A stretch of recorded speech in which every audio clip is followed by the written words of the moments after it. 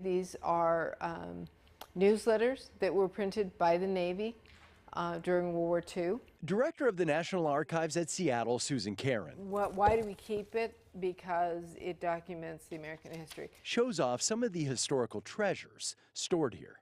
There's 1,000 stories. There's 10,000 stories in this archives, and they're all begging to be told. So how old is this map? 1856.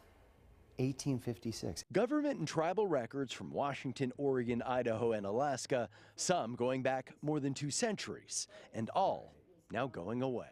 Personally, I'm heartbroken, and that's probably the best way to put it for me. Is I'm heartbroken. I understand this building is old. 77 years old, a building in need of more than $2 million in repairs and costing roughly $350,000 a year to run. It sits on 10 acres on Sandpoint Way in what's become valuable northeast Seattle. The Trump administration decided it should be closed, the property sold, and all of the contents moved. You can see it says no photos or video allowed, but beyond these 2 doors, there are just stacks and stacks, rows and rows of federal maps and photos and records, the equivalent of 820,000 boxes in this building, now all set to move out of state. It just makes it harder on all of us. That's Ernie Schaefer of Bothell, who's here doing research on Boeing and downtown Seattle. To save $1, it's probably going to hide a lot of stuff from people that can't get to it any other way, because they can't go there.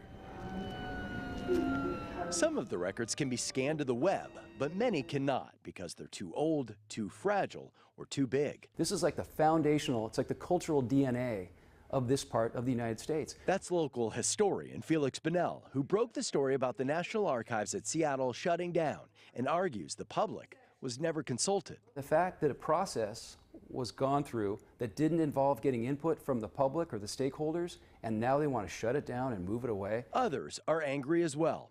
Washington Secretary of State Kim Wyman, who oversees the state archives, sent off this letter to the state's members of Congress, saying, "I am urgently asking for your assistance in preventing the closure. And by closing the facility, researchers in Washington state may have to travel as far as 1,200 miles to Riverside, California to access federal archival records pertinent to our region." They could drive to California. It would take them 2 days. The reason researchers are raising their voices. And the year on this? It's 1939. 1939, wow. That our local history is worth fighting for. Matt Lorch, Q13 News.